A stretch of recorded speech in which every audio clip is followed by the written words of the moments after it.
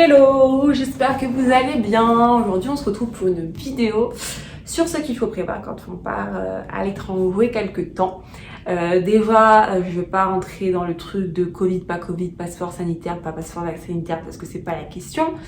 Ça, faut vous renseigner un petit peu en amont. Là pour l'instant, à l'heure actuelle où je vous parle, je ne sais pas si le passeport sanitaire est obligatoire pour aller là où je veux aller, donc au Canada, même si je pense que fortement, parce qu'il me semble que déjà aux États-Unis, la recommandation est que pour les Américains qui souhaitent venir en Europe, il faut être vacciné.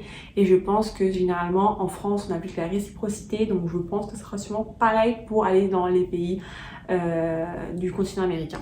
Donc, après cet aparté, je vous présente en gros quelque chose un peu à prévoir avant tout. Déjà, on va se renseigner sur le site des affaires du ministère des Affaires étrangères. Pourquoi? Parce que vous aurez plein d'informations sur le climat actuel, politique, économique, sanitaire, voilà la situation actuelle dans le pays où vous souhaitez voyager. Donc ça, c'est ultra méga important de se renseigner avant. Prévoir les visas, soit aller au consulat, à l'ambassade, ou pour certains, seulement le prévoir sur Internet, parce qu'il y a des accords qui existent entre certains pays européens et le pays où vous souhaitez partir, ou la France et le pays où vous souhaitez partir. Si actuellement les frontières restent fermées entre la France et le Canada, il faut que je fasse un visa étudiant. Et là, ça monte à 150 $, soit une centaine d'euros. Voilà, donc 50 $ canadiens, c'est un petit peu cher, mais ça ferait une centaine d'euros à peu près à prévoir en plus dans le budget. Et top, moi ce que je peux vous recommander également, c'est d'utiliser une application pour faire un peu l'inventaire qui s'appelle Packer, P-A-C-K-R il me semble, ça s'écrit, bref, je vous la mettrai en barre d'infos. Cette application vous permet de faire une sorte d'inventaire, vous mettez donc vos dates, l'endroit où vous allez, vous pouvez mettre également si vous y allez pour du travail, pour le loisir, si c'est pour le loisir, qu'est-ce que vous avez besoin comme affaire, si vous y allez pour du ski, pour de la plage, pour de la ville, si c'est une location, si c'est un hôtel, bref, vous pouvez mettre toutes ces informations là. Et c'est vraiment une application en or pour moi, parce que je suis dure à oublier toujours un truc. Donc cette application est trop bien et elle est gratuite. Voilà. Moi, je suis fan des guides papier. Après, si vous n'êtes pas fan des guides papier, il y a des super bons sites qui existent. Par exemple, pour le Canada, j'ai acheté un guide sur les essentiels du Canada, un guide sur Toronto et un guide sur Montréal. Parce que j'ai envie de bouger quand je suis là-bas sur place. Donc, j'ai ces trois guides-là. Après, il y a des sites internet qui sont topissimes. Quand je vais vraiment pour des vacances courtes ou des week-ends, généralement, les sites internet sont amplement suffisants parce que c'est quand même entre 10 à 20 € un guide et c'est un petit peu cher, je trouve.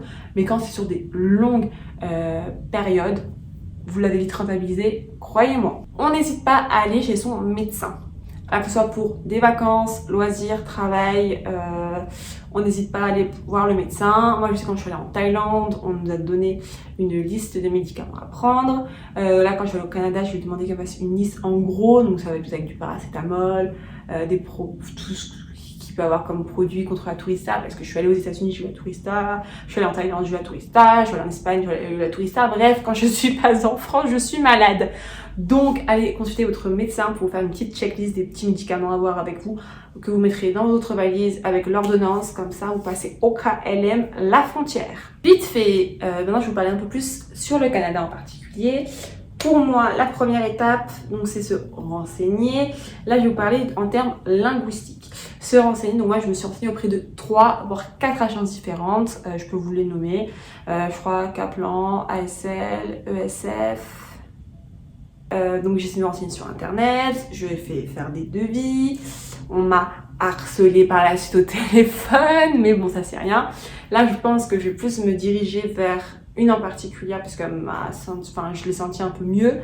Après j'attends encore avoir quelques infos supplémentaires. Essayez aussi de vous renseigner si vous voulez être plus en famille d'accueil, en appart étudiant ou vous louez votre propre location. Moi, personnellement, je ne voulais pas être... En fait, de base, je voulais être en famille d'accueil, mais on m'a dit les familles d'accueil, parfois, elles sont là juste pour en mode bed and breakfast. Et parfois, on vous dit juste, vous servez dans le frigo et c'est tout. Et on vous se préoccupe même pas de vous. Je me suis dit, je veux pas ça. Moi, l'intérêt d'aller en famille d'accueil, c'est pouvoir améliorer encore plus mon anglais et parler encore un peu plus. Mais on m'a dit, n'y comptez pas, ça sert à rien. Je suis OK. En studio étudiant, généralement, c'est pas non plus ouf. En plus, je me dis, moi, je vais quand même sur une période assez particulière. Est-ce que j'ai envie de partager mon quotidien avec quelqu'un que je ne connais pas? Je ne pense pas. Et que parfois, les locations comme ça, étudiantes dans les trucs, machin truc chouette des écoles, ça coûte un bras. Je l'ai vu un truc genre à 1900$, alors que pour être au centre de Toronto, dans un studio... ou dans un 2 pièces avec un petit balcon et tout, bien desservi, avec même une salle de sport dans l'immeuble, j'ai vu pour 1300$. Alors je sais que c'est des sommes astronomiques, mais entre 1900 et 1300$, entre partager un truc et être autonome, le choix est vite fait, hein. Je préfère être toute seule. Voilà, mon choix est vite fait. Je vous recommande vivement donc de faire des devis pour tout. Moi j'ai demandé avec, sans famille d'accueil, avec, sans logement, pour pouvoir vraiment comparer ce qui est plus attrayant ou pas. Il faut savoir que si vous voulez utiliser en partie votre compte CPF, tout ce qui va être, de toute façon, tout ce qui va être location, habitation, ne sera même pas prise par le CPF. Ce qui est un peu logique parce que c'est pas de la formation. Donc en soi, ça ne change rien. Donc c'est à vous de voir si c'est plus ou moins intéressant de prendre avec ou sans l'école. Pourquoi j'ai choisi Toronto? Toronto déjà c'est non loin de la France en vrai. C'est 6 ou 7 heures je crois d'avion. En vrai c'est pas plus que quand je vais au Pays Basque et je fais un Paris-Hendaye. Donc en train. Donc je me dis ça va. C'est pas si loin que ça. Enfin, moi j'ai des souvenirs du Pays Basque quand j'y allais avec le TGV. Je suis pas trop près avec la ligne LGV. Mais avec le TGV, c'était à peu près ça, 6 heures. Donc je suis assez habituée des longs trajets, ou c'était la voiture, donc je suis assez habituée. L'intérêt, c'est que je suis déjà allée à New York. Et Toronto, c'est non loin de New York. Et l'intérêt du Canada, c'est que je vous ai déjà dit au début de la vidéo, je crois. Mais j'ai eu pas mal d'amis qui sont déjà allés au Canada, ça s'est super bien passé, ultra accueillant, super gentil. Et qu'à la douane, il me semble que administrativement parlant, tout est traduit en français. Et je me dis que pour mes premiers pas, c'est mieux d'aller dans un pays où on parle un petit peu le français, histoire de, s'il y a un pépin, je peux quand même me démerder un petit peu entre mon anglais et mon français, quoi.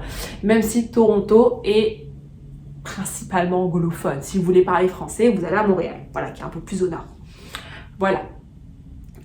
L'intérêt de Toronto et pas Vancouver, c'est que Toronto c'est à 6 heures, Vancouver c'est de l'autre côté. C'est un peu le même choix quand je suis allée à New York. Pourquoi je suis allée à New York et pas de l'autre côté? C'est que de base j'avais une semaine de vacances à l'époque et que c'était encore plus loin. Et il faut savoir que je suis comme ça en avion et que j'ai pas non plus envie de pleurer dans l'avion.